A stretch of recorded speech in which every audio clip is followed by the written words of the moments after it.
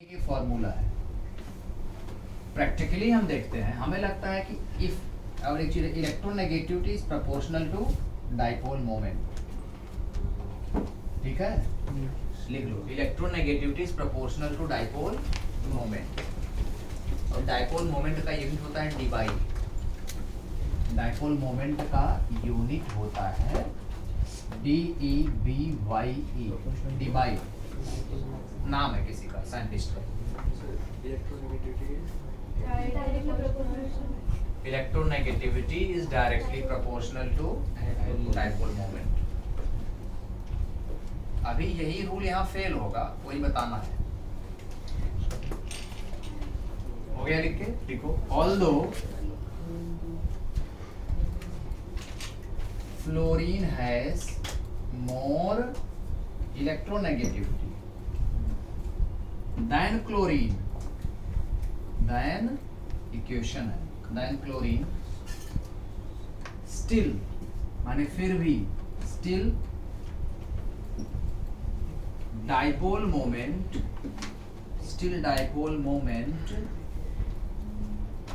of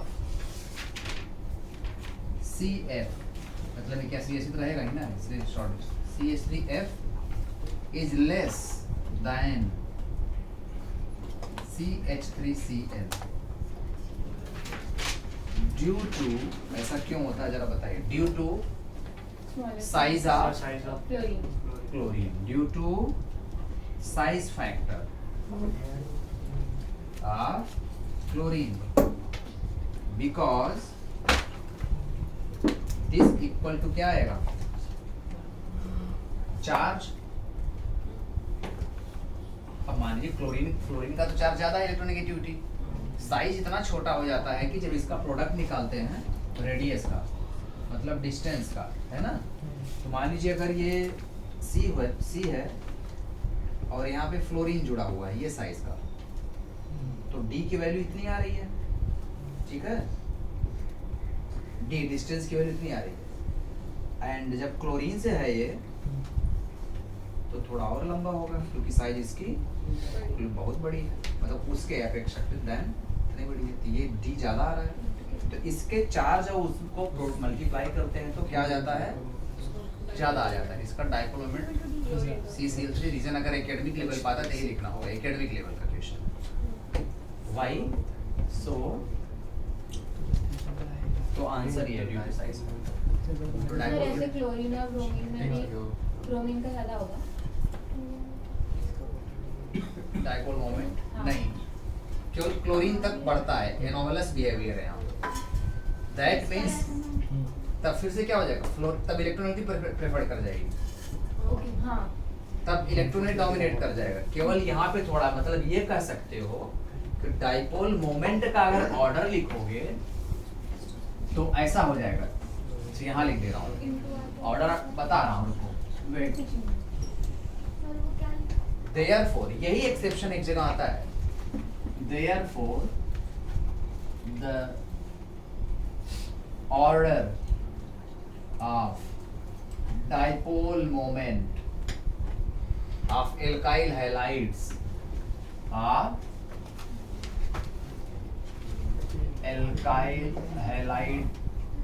like size दिया हूँ मैं, क्लोरीन, ब्रोमीन, आयोडीन, ठीक है। तो पहले क्या हो जाएगी, आप सोच रहे हो कि पहले क्लोरीन का आ जाता है, तब CH3F, केवल यही एक्सेप्शन है, फिर बाकी वही आ जाए। क्या CH3 क्या बच रहा है, Br, CH3 आयोडीन। इनकी वैल्यू भी है, इसकी लगभग 1.86 होती है डाइपोल मोमेंट की वैल्यू, ठीक है।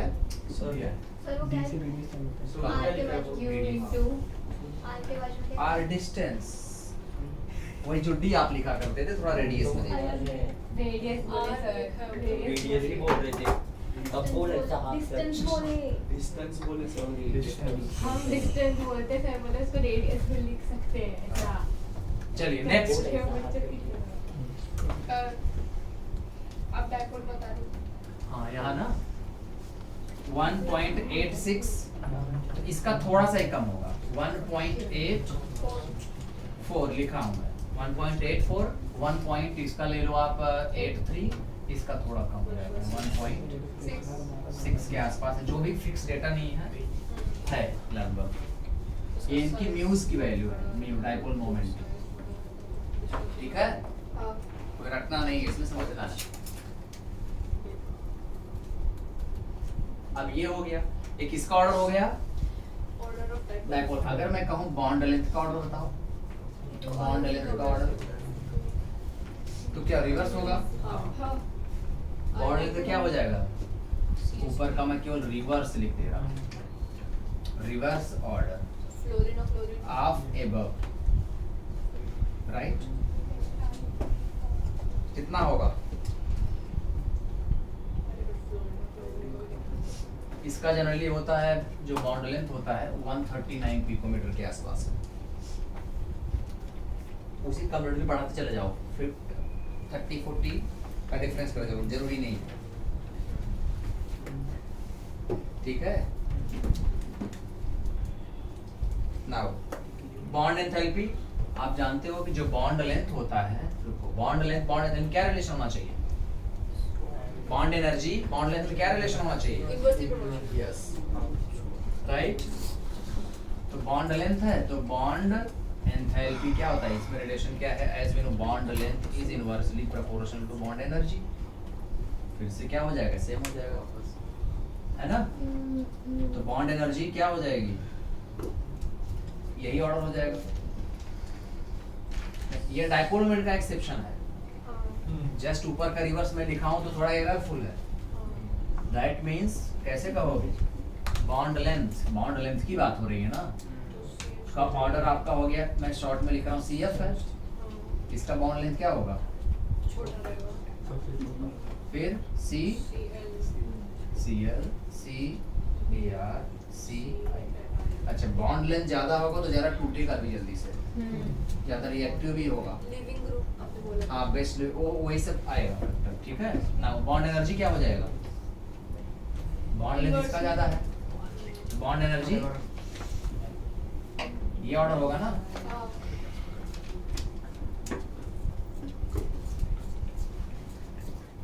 रिएक्टिविटी का ऑर्डर क्या हो जाएगा? ये हो जाएगा आए सबसे ज्यादा रिएक्टिविटी, जल्दी टूटेगा। और वैसे भी क्या है, आयोडीन बेस्ट लिविंग है क्योंकि इलेक्ट्रोनेगेटिविटी के साथ साथ उसका साइज भी बड़ा है। Yes and size and charge dispersal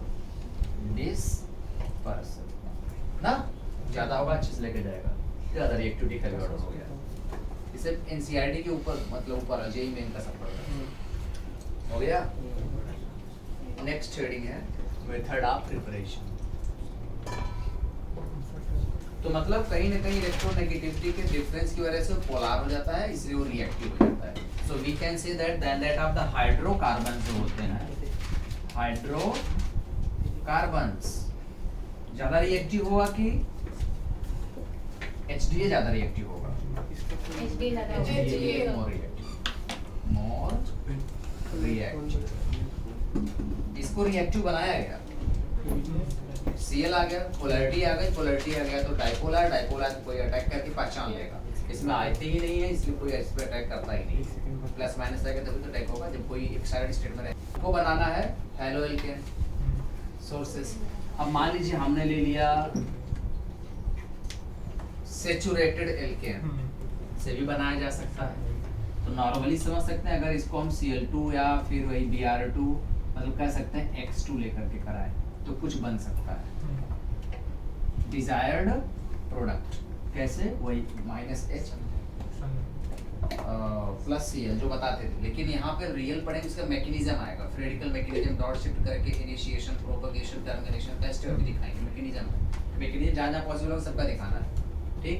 दूसरा हम ले सकते हैं कि अगर हम एल्कीन ले लें, राइट, एल्कीन, और अगर आप फील करो ये बनाना हो, आपका टारगेट फिक्स है, वो मिलना है चाहिए वो, यहाँ इसके ऊपर क्या क्या डाल दोगे कि आपको मिल जाए? HX ऐसे फील लेना है। HX में HCl, HBr, HI और उसकी डिफरेंट रिएक्टिविटीज पढ़ना होगा। फिर और क्या हम अगर ले लें C2H5OH और यहाँ पे कुछ HCl डालें तो वाटर निकल जाएगा। तो एक रफ आइडिया में हमारा ये बन जाएगा CF, वही सेम चीज बनेगा, है ना।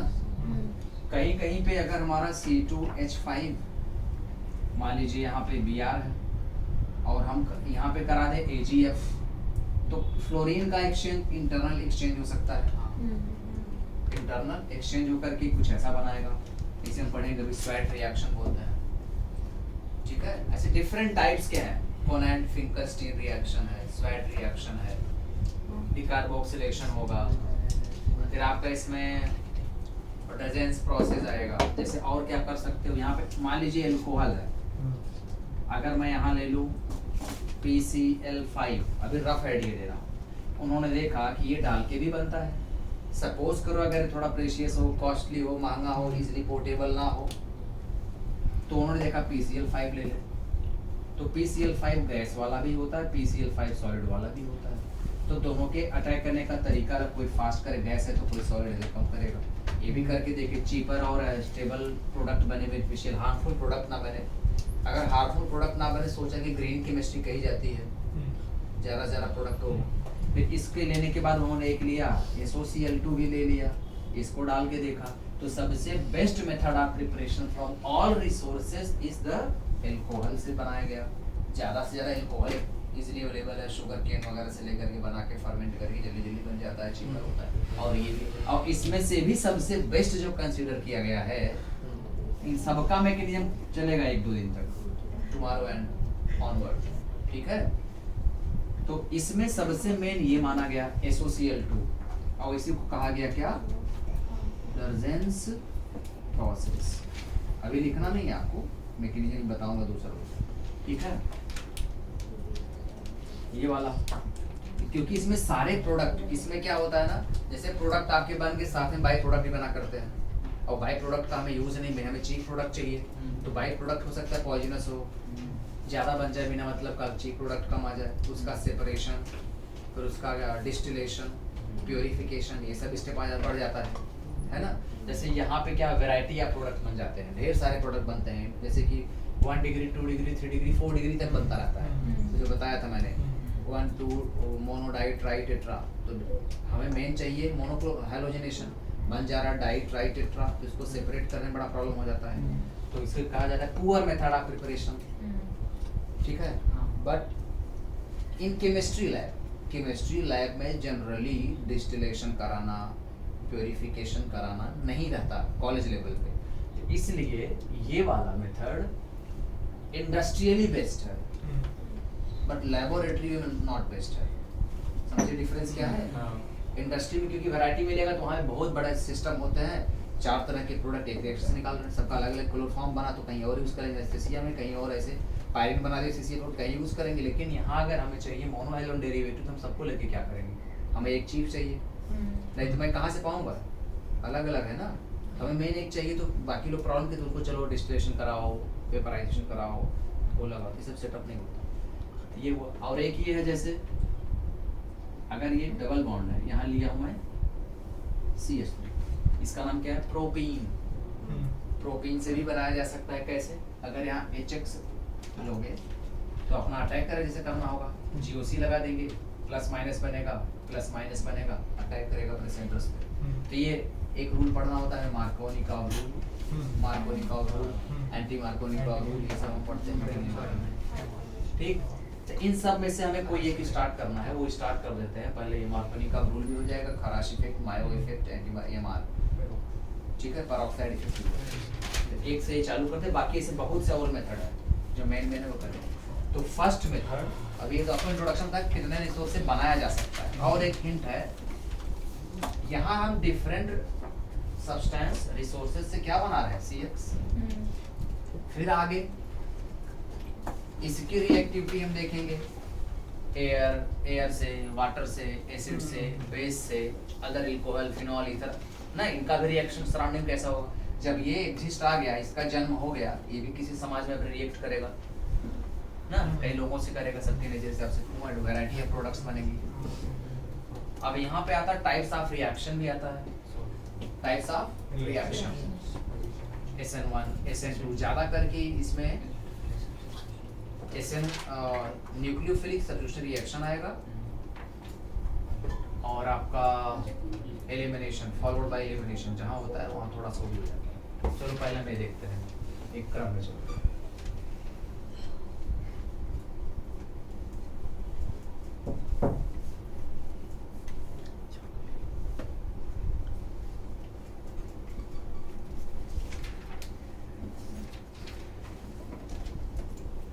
फ्रॉम फर्स्ट लिखो फ्रॉम, पहले कौन सा होता है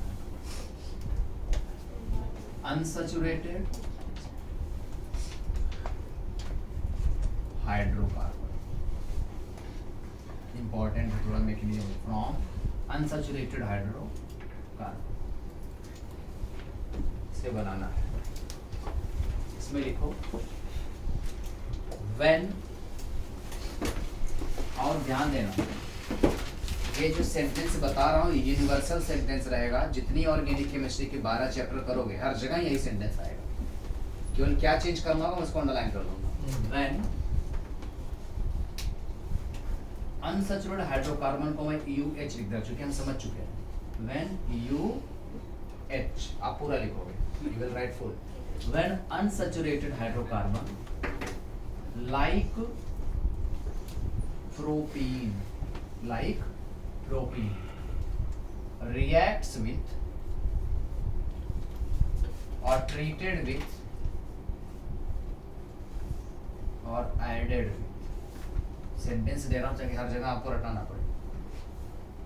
यहां भी कभी भी क्या अंडरलाइन है, रिएक्टेंट बदल जाएगा। ये क्या है, रिएजेंट।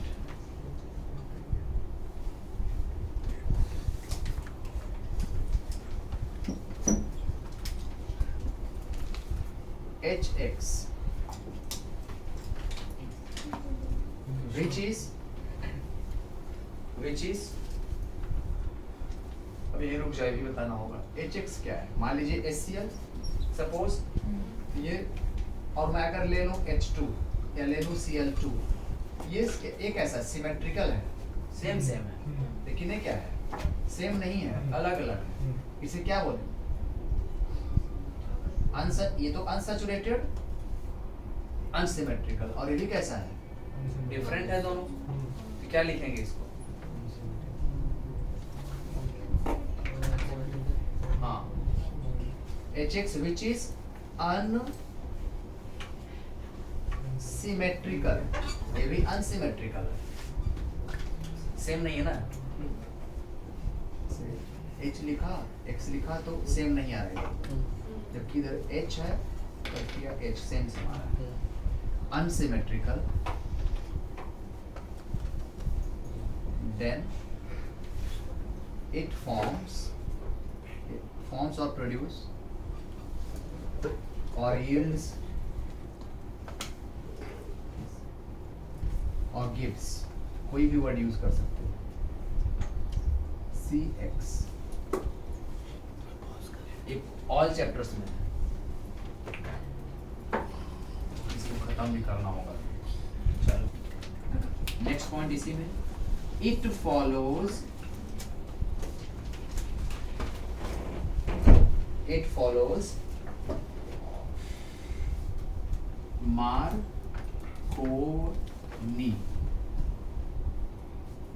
Marconi-Cox rule, ब्रैकेट में MR,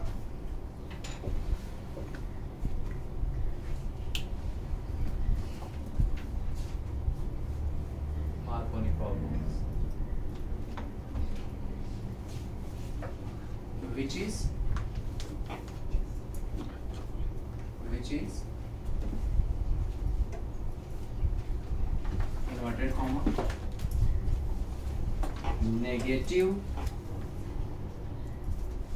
which is negative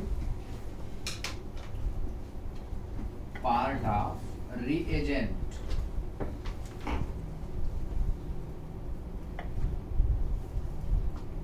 negative part of reagent attacks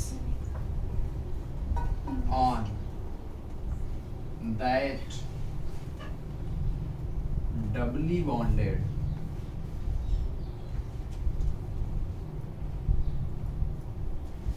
carbon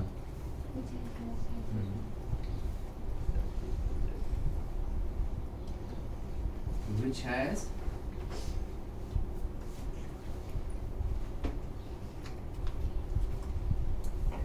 less number of hydrogen or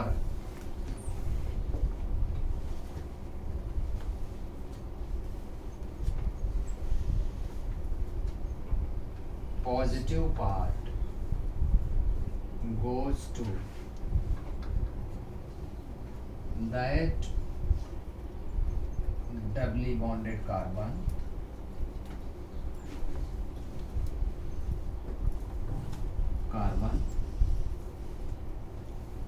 which has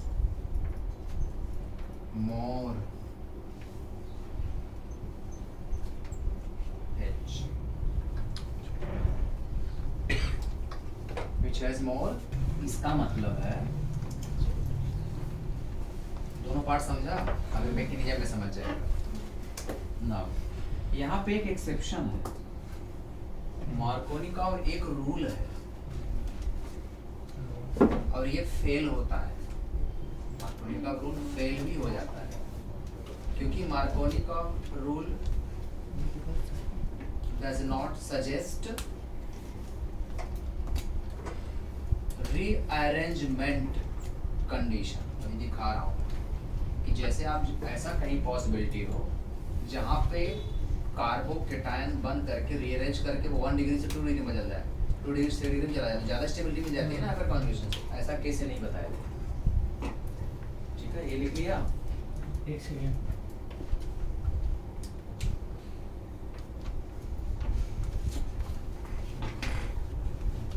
next लिखो इसी में, here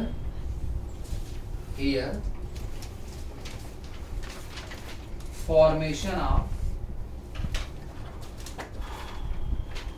carbocation intermediate takes place. अब कार्बोकेटायन आप पढ़ चुके हो, formation of carbocation intermediate takes place.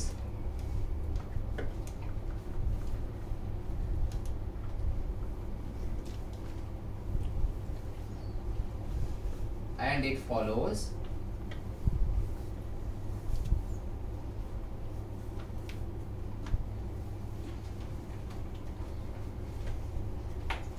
polar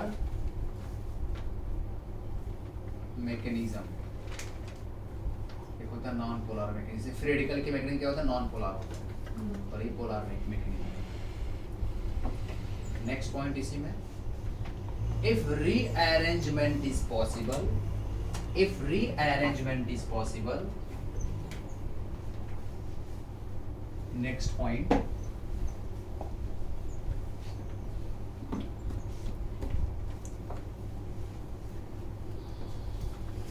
if rearrangement is possible,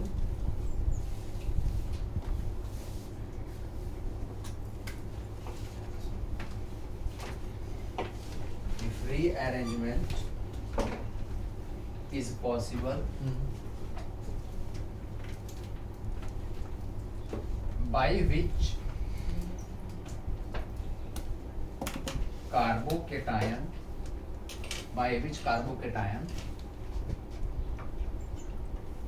converts into more stable carbocation, then Markovnikov rule gets fail हो जाता है। तब वहां पे ये रूल ही नहीं लगेगा कि negative part will attack on that less, तब वैसा नहीं होगा कि वहां फेल हो जाता है। अभी करके दिखाएंगे, लिखो अब इसमें इसका एक normal reaction, means reaction is, अब रिएक्शन लिखो, मॉलिक्यूलर रिएक्शन लिखवा रहा हूँ, CH3CH double bond CH2 plus. Suppose हम ले रहे हैं HCl, हम ले रहे हैं HCl, क्या बनेगा, मैंने कहा नेगेटिव पार्ट ये है ना। अब हो गया क्या, generally negative part will go that carbon has less hydrogen, यहीं पे कम, डबली बॉन्डेड कार्बन ये दोनों यहीं पे कम हाइड्रोजन है, दोनों यहाँ 2 हाइड्रोजन यहाँ 1 हाइड्रोजन, तो आ गया CH3 C से Cl, H तो है ही, सिंगल बॉन्ड आ गया, तो हो ही जाएगा। हम क्या बना रहे हैं, हेलो एल्केन, सैचुरेटेड, अनसैचुरेटेड का कन्वर्जन सैचुरेटेड। अब क्या आ जाएगा, बोलो C, H2 तो था ही, इसका यहाँ चला गया, राइट, क्या बन गया 2 डिग्री का हेलो एल्केन बना, 2 डिग्री का हेलो एल्केन बना, 2 क्लोरो प्रोपेन बना, ठीक है। अब इसका मैकेनिज्म और देखते हैं, ये लिखा नीचे हेडर मैकेनिज्म, ये क्लीन करूं,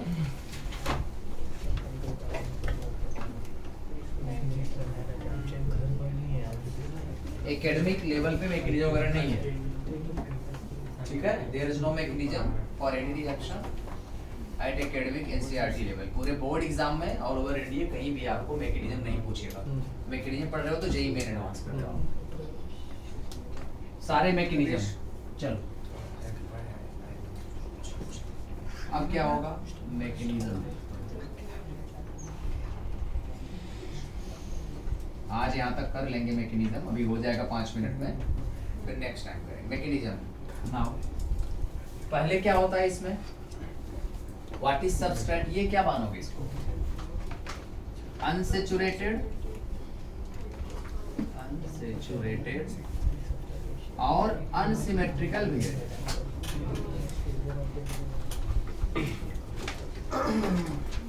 ये क्या है, सबस्ट्रेट है, क्या है सबस्ट्रेट, और ये क्या है, वही अनसिमेट्रिकल रीजन।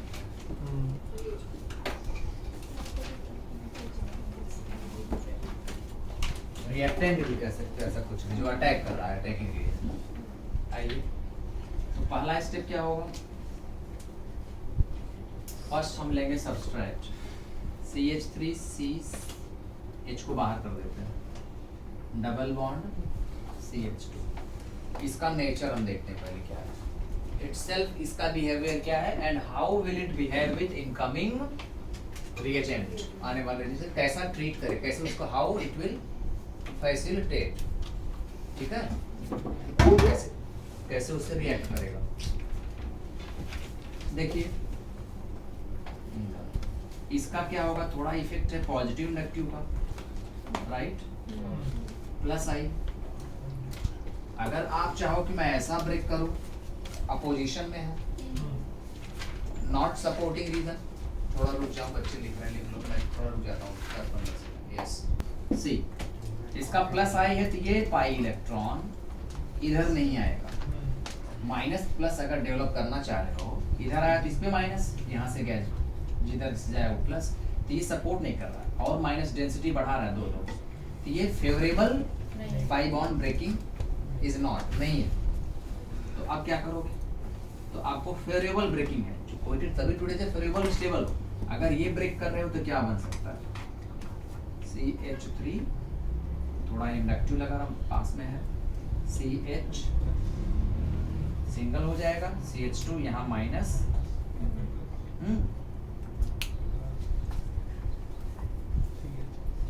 और वो तो आएगा ही प्लस, मैं कुछ और सोच रहा हूँ, ये बना,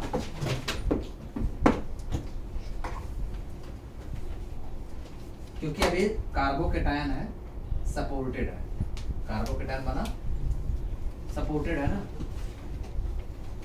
अब सोचिए मार्कोनी का रूल कह रहा है कि Cl का अटैक कहाँ हो रहा है, यहाँ पे, क्योंकि वो माइनस नेचर का है, प्लस नेचर का करेगा, लेकिन ये पहले स्टेप नहीं होता होगा।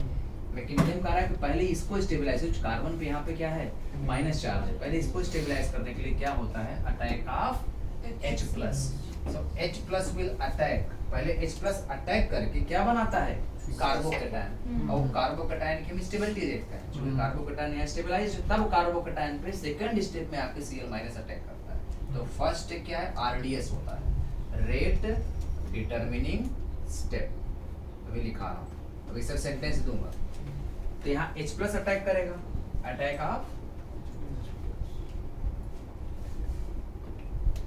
H प्लस, ठीक है। अब कहाँ जाएगा आपको दिख ही रहा है, H प्लस कहाँ आएगा, will come here and will form CH3 CH plus CH3। अब एक चीज और देख सकते हो, ये फेवरेबल है, जैसे एरोमेटाइज होकर के फेवरेबल कंडीशन बनती है, यहाँ H प्लस अटैक करके अभी यहाँ कितने 3 अल्फा हैं इसको स्टेबलाइज करने के लिए। नहीं दिख रहा है क्या? 3 अल्फा ही है ना, लास्ट को दिख रहा है, लेकिन कन्वर्ट होने के बाद 6 अल्फा हो गया, मतलब और ज्यादा स्टेबल बन रहा है। मतलब ये कहेगा हाँ मैं बनूंगा, will ready to go towards product side after accepting H plus. तो Cl माइनस का अटैक यहाँ पर रुका रहेगा, बैंड रहेगा, ये ज्यादा अटैक करेगा। फेवरेबल आ रहा है ना कहीं कि उसका जो इंटरमीडिएट इफ मोर स्टेबल, तो ज्यादा time for long time 2-4 minute के लिए ये वहां रुका रहेगा, दिखेगा दुनिया को। और जब कोई चीज दिखती है तब उसको कोई अटैक करता है ना, इनविजिबल थोड़ी करेगा। अगर ये कहीं 10 पावर माइनस 6 सेकंड के लिए बना होता, माइक्रो सेकंड के लिए, तो कौन अटैक करेगा? पकड़ पाओगे उसको? तब तो Cl माइनस के पास आते ही गायब, अटैक ही नहीं कर पाएगा। अगर कहीं ऐसा हुआ होता कि मैं H हटा करके एक और CH3 लिया होता, तब यहाँ क्या बनता? 9 अल्फा।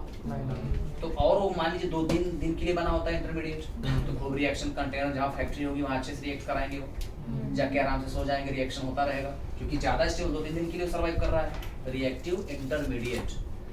अगर मैं यहाँ H लिया होता तब ऐसा सोचते तो क्या बनता?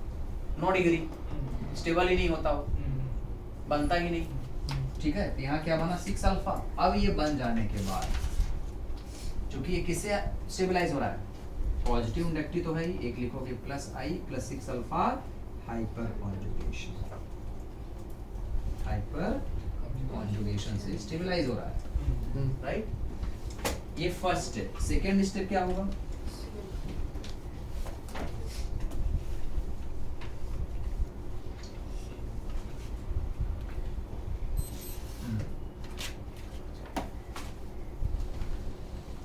स्टेप 1 है, स्टेप 2। नाउ स्टेप 2 को क्या नेम देंगे हम? अटैक ऑफ Cl माइनस किस तरह से अटैक करेगा? Cl माइनस यहाँ क्या है? Nucleophilic attack. वो न्यूक्लियोफिलिक यहाँ पे कैसा अटैक है? इलेक्ट्रोफिलिक अटैक लिख सकते हो ना, इलेक्ट्रोफिलिक। इलेक्ट्रोफिलिक क्यों है? जिस पे प्लस होता है इलेक्ट्रोफाइल होता है, सारे प्लस वाले। एक्सेप्शंस भी होते हैं, जैसे कहीं ऑक्टेट या कम ज्यादा का होता है, मैंने बताया था CCl2 माइनस वगैरह। ये इस पे अटैक करेगा ना, इलेक्ट्रोफिलिक अटैक ऑफ प्रोटॉन। ये बना दूसरा, न्यूक्लियोफिलिक अटैक है, न्यूक्लियोफिलिक। अब क्या बनेगा? Hence CH3 CH plus CH3 plus Cl minus क्या बना देगा? CH3 CH Cl CH3 बन गया आपका 2 क्लोरो प्रोपेन।